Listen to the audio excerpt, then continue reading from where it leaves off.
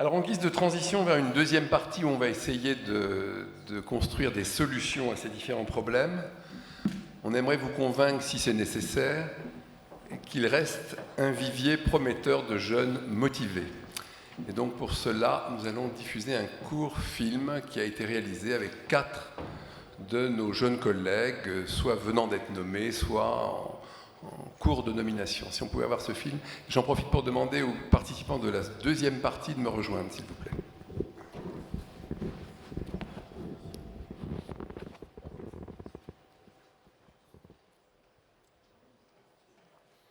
Pourquoi devenir PUPH? C'est une très bonne question parce que c'est celle qu'on peut se poser à la fin d'une carrière d'étudiant au sein de la faculté de chirurgie dentaire.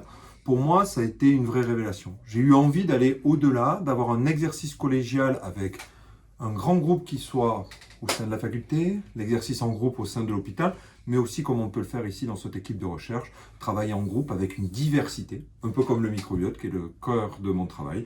Plus il y a de diversité, plus il y a d'enrichissement, et plus l'enrichissement est important, plus il y a de stimulation intellectuelle.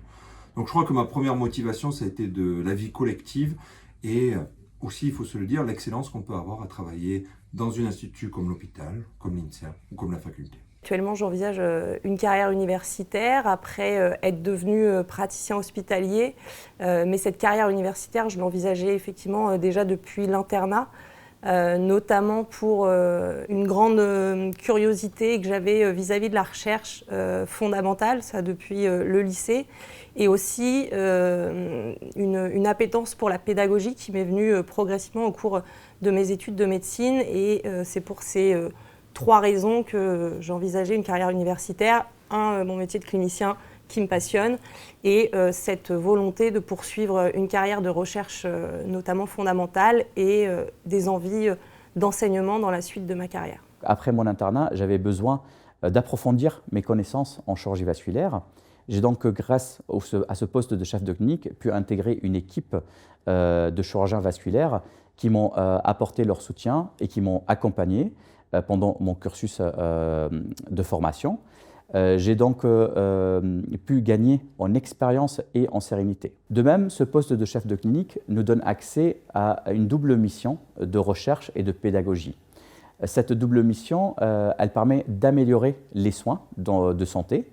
D'une part, la recherche, elle permet d'améliorer les connaissances scientifiques et surtout d'améliorer les protocoles de traitement. Cette mission d'enseignement est très prestigieuse parce qu'elle va nous permettre de former les futurs médecins, de leur transmettre nos connaissances et surtout de les aider et de les accompagner dans ce parcours qui peut être difficile dans certains cas. La recherche, c'est venu dans un second temps. Je me suis arrêté après mon internat pour faire de la recherche. J'ai fait mon Master 2 en toute fin d'internat. Et je n'avais pas forcément, en tout cas, la certitude de vouloir faire une thèse de sciences par la suite et de poursuivre. Mon Master 2 m'a éclairci les choses. Je voulais faire un Master 2 parce que c'était nécessaire pour le poste de chef de clinique, mais pas seulement, pour m'ouvrir à la recherche. Et c'est par ce Master 2, en allant un peu plus profondément dans les choses, notamment dans le domaine des maladies inflammatoires de l'intestin, que j'ai souhaité poursuivre. Et donc après, c'est venu naturellement également la recherche et la thèse de sciences. C'est vrai que le poste de chef de clinique ne me fermait pas de porte sur le plan de la recherche, mais je dirais que pour le choix initial, c'est plutôt l'enseignement que la recherche qui m'a poussé à choisir plutôt le poste de chef de clinique que le poste d'assistant.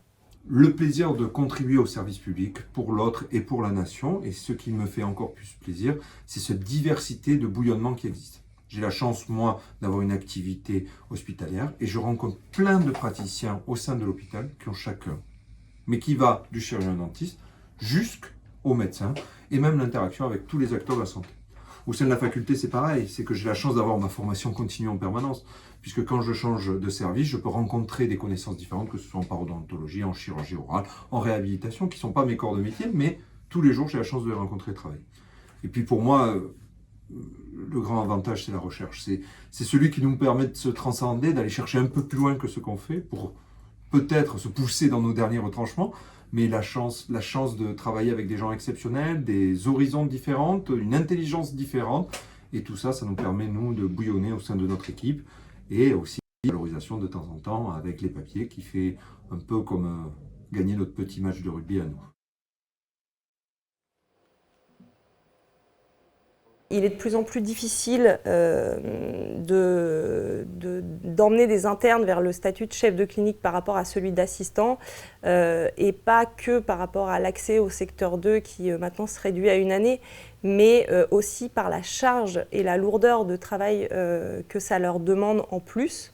Ils perdent en temps ils perdent les avantages comme ceux qu'ont les praticiens hospitaliers au RTT, au temps additionnel, donc ils perdent en salaire, alors qu'on leur demande une charge de travail supplémentaire en termes d'engagement vis-à-vis de la faculté, d'encadrement des internes, d'encadrement des externes et des autres étudiants hospitaliers. Et il est vrai que sans cette fibre pédagogique pour la plupart, le recrutement devient très très difficile. J'ai pu avoir un poste d'assistant des hôpitaux. Je ne l'ai pas fait parce que j'avais déjà un projet de carrière hospitalo-universitaire. En effet, après mon année recherche, j'ai découvert une passion pour la recherche et pour la pédagogie. Et j'avais envie de transmettre cette passion aux collègues et aux confrères. Il est bien sûr possible de réaliser de la recherche quand on est assistant et aussi de l'enseignement, mais il est clair que quand on est sur une carrière hospitalo-universitaire, on a ce prestige professionnel qui va pouvoir permettre d'influencer d'une façon directe et positivement la formation des médecins et l'amélioration des soins des patients. J'ai eu une opportunité dans un groupe hospitalier d'avoir un poste d'assistant dans une équipe qui était très sympathique, où tout se passait très bien, où il y avait une large variété de pathologies. Mais c'est vrai que quand j'ai eu l'opportunité ensuite d'être chef de clinique assistant à l'hôpital Saint-Louis, mon choix a été rapidement fait, de par principalement cette valence en plus universitaire, ou plutôt d'enseignement, qui m'intéressait beaucoup.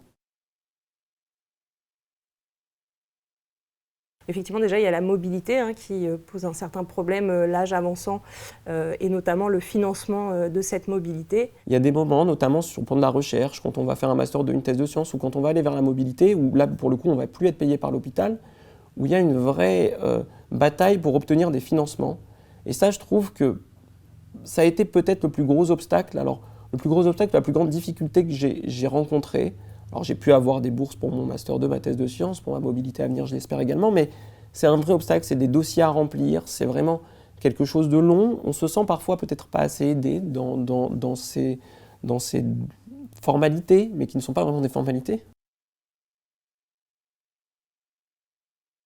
Dans le statut de PUPH, une des choses effectivement que la motivation n'empêche pas et au contraire soutient, c'est quand même cette, je le vois en voyant les PUPH de mon service, c'est cette capacité qu'il faut avoir à avoir de nombreuses casquettes et notamment celles d'enseignement et de recherche et de clinique, mais ça qui sont la base de notre motivation à le devenir, mais aussi notamment du management et de la notion de charge administrative qui aujourd'hui me semble très très difficile à être réalisée par une seule ou même 2-3 professeurs dans un service. La gestion du temps pour ces 3 disciplines, elle est très importante.